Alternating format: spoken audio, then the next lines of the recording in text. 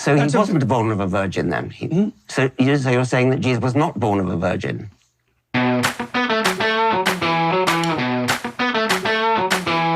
Hey guys, welcome back to the channel. I'm Josh, this is Save Skeptic, and today I've got a very revealing video of Jordan Peterson debating Richard Dawkins on the veracity of the virgin birth in the Bible.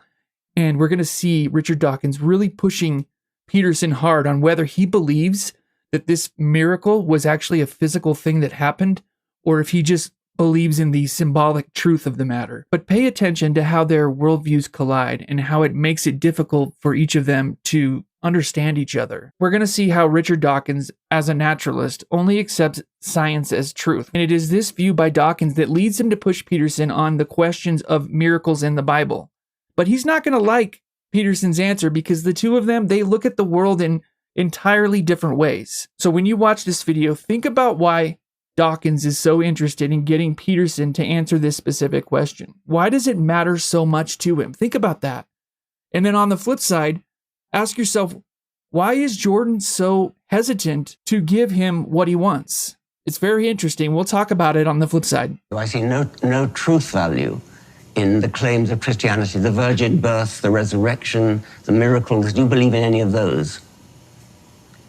Do you believe Jesus was born of a virgin? As I said before, there are elements of the text that I don't feel qualified to comment on.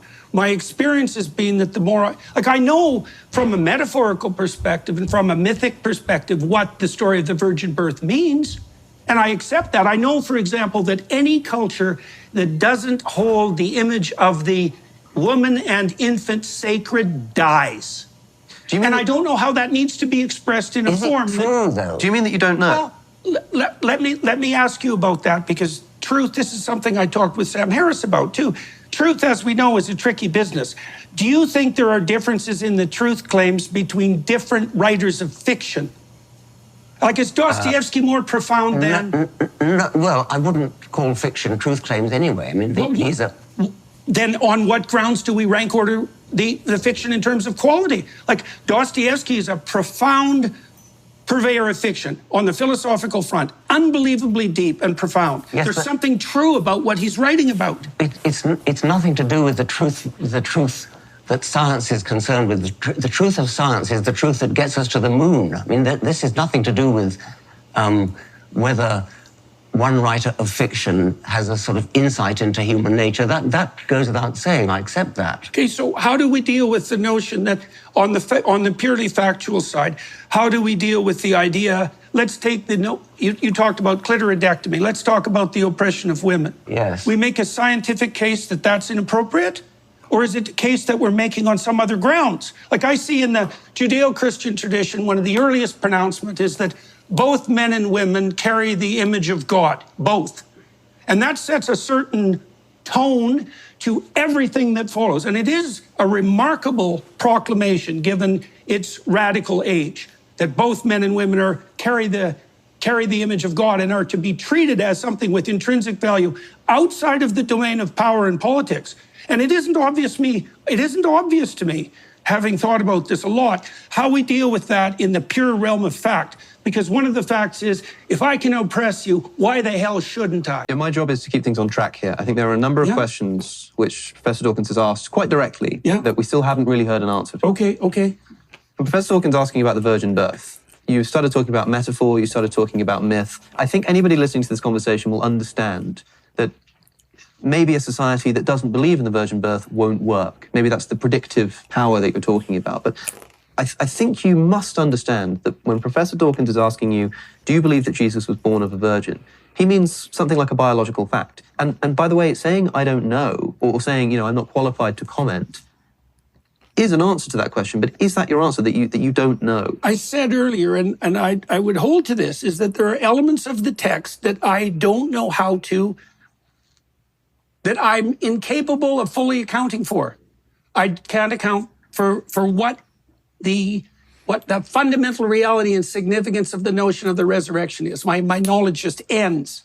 Sure, but I know that whatever happened as a consequence of the origination and the promotion of the Christian story was powerful enough to bring Rome to its knees and demolish the pagan enterprise. So there's some power in that story that's remarkable. Let's stick to the virgin birth. Yes. Yeah. And, well, the virgin birth results from a mistranslation of Isaiah. You know that. Like these sorts of questions. What would you say? They don't strike me as. They're not getting to the point. I know The that. story I know you has a think purpose. that. Yes. Well, and look, I understand that there's perfect reasons to debate this. I know that, and I know that your question is more than valid. But it's beside the issue as far as I'm concerned, and it's partly because, well, when we started this conversation, I said, for example, that it appears to be the case that a description of the structure through which we see the world is a story. We see the world through a story. And so that's a remarkable thing. That's a remarkable discovery, and it's emerged probably in the last 60 years in multiple disciplines, because we have to prioritize our facts. And so we prioritize them according to a particular pattern. And there are patterns that seem to work and to propagate themselves properly and to orient cultures towards life abundant. And there are other patterns, the pattern of Cain, for example, that lead to absolute bloody devastation. And I don't know exactly how to construe that sort of truth. But we talked about the oppression of women, for example. It's like, how do you make a case on purely factual grounds that women should be treated as equals? It's a moral question, and I know that's exactly. And I was dealing with a factual question, which is, did Jesus have a father? And you won't answer it. Well, It's a Jesus different had kind an of earthly question. father and a heavenly father, like almost all mythological heroes. So he wasn't born of a virgin then? So you're saying that Jesus was not born of a virgin? I said, first of all, that I don't know how to mediate the fact-value dichotomy in that case. I said the same thing about the resurrection. It's not a value. It's a simple fact. I mean, did a man have intercourse with Mary and produce Jesus? That's a factual question. So what is Dawkins doing here? I believe he's trying to get a gotcha moment with Peterson. It's very subtle, but I believe Dawkins doesn't just want to know Peterson's views on miracles. More nefariously, I believe he wants to try to get him to admit to something that Dawkins feels is silly, right? He wants to discredit Peterson, or he wants to get Peterson to admit that miracles are insanely stupid, right? So he's trying to get him in this gotcha moment. On the other hand, I think Peterson has a big problem, that he's not willing to fully go all in and admit to the logical conclusion of what it means to be a Christian. If you are a Christian, you not only believe that miracles are possible, but that they've happened historically. It's not a value question. You must understand what you're being asked here, that even if you think that, say, the author of the biblical texts intended much more significance than a simple scientific analysis of events, Professor Dawkins is interested in scientific truth. That's the kind of truth that he's interested in. And even if you think it's irrelevant to the point of what the gospel authors were getting at, that first needs to be clarified before you can then begin actually uncovering what the stories are about. So I think Professor Dawkins is asking from a scientific perspective, and maybe you think that scientific approach is wrong, but if you just take it for a moment, maybe this is how we find out that it is wrong. Let's take a scientific approach, ask the question, did this occur? I think that it's inappropriate to use a question like that to attempt to undermine the validity of the entire, what would you say, deep mythological enterprise. Well, suppose we weren't doing that. Suppose we were asking out of interest. Suppose that we were all here devout Christians, maybe even Jungian Christians, and we thought, this is interesting, over dinner. Do you think it really happened, like scientifically? Would your answer just be, I don't know? Yes. And you wouldn't consider it, I mean, it's not an inappropriate question to ask, just on a point of interest. Right. Did this really occur? And I think so often people are asking you that, and especially given the context of this conversation, we've heard everything that you're saying about metaphor and myth, but because the question is still then being asked, did it really happen? You know that that's what you're being asked. And the way you just so easily said yes, I wonder why you struggle to do that in so many other circumstances.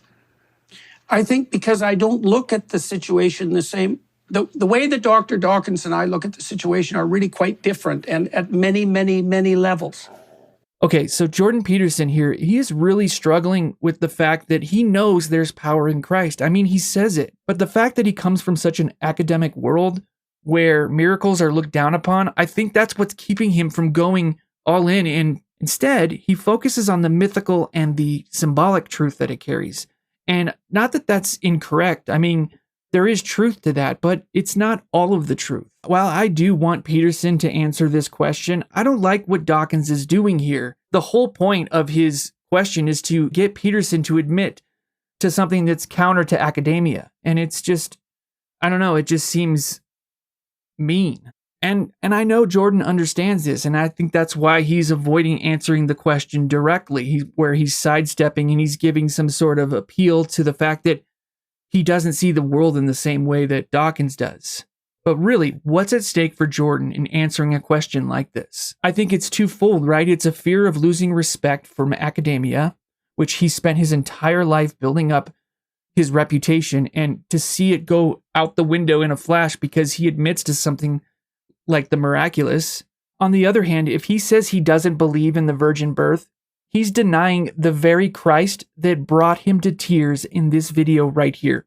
So you can think about Christ from a psychological perspective, and my critic, this particular critic that I've been reading, said, well, that doesn't differentiate Christ much from a whole sequence of dying and resurrecting mythological gods. And of course, people have made that claim in comparative religion. Joseph Campbell did that, and Jung to a lesser degree, I would say, but Campbell did that.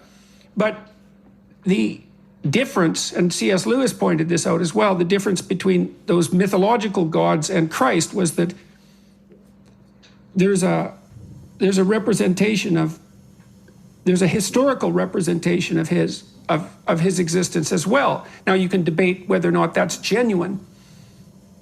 You can debate about whether or not he actually lived and whether there's credible objective evidence for that, but it doesn't matter in some sense because it does, but there's a sense in which it doesn't matter because there's still a historical story. And so what you have in the figure of Christ is an actual person who actually lived plus a myth. And in some sense, Christ is the union of those two things. The problem is I probably believe that, but I don't know. I'm amazed at my own belief, and I don't understand it. Because I've seen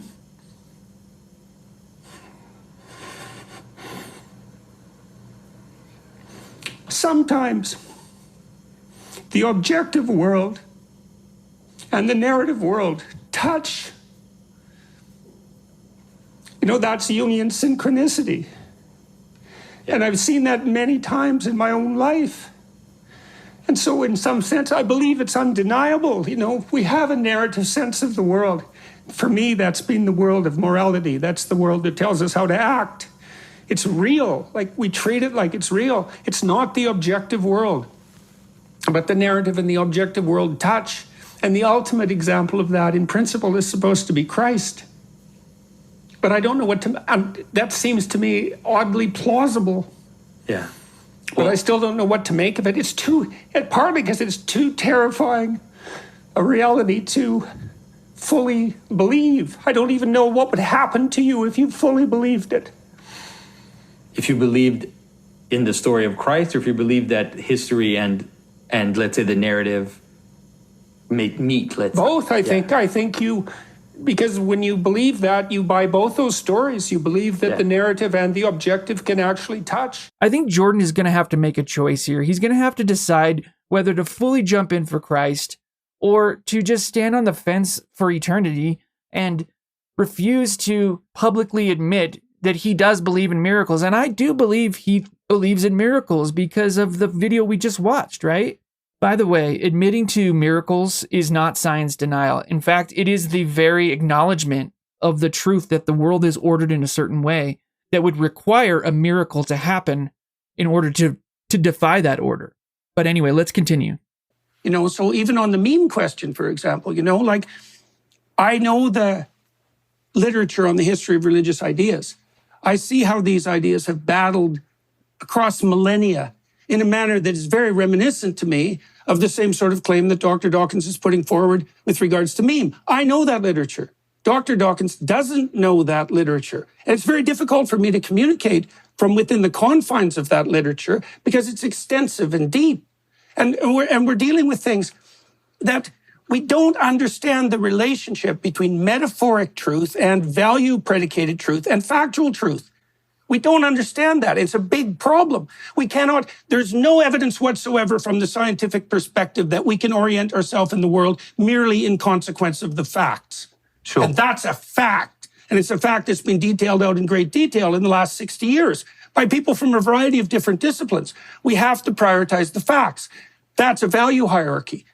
There may be true and false ways of prioritizing facts, but you can't determine the truth or falsehood of the way that you prioritize facts by making reference to the facts. That's a big problem. All right, so now that we've watched the video, let's ask a very important question.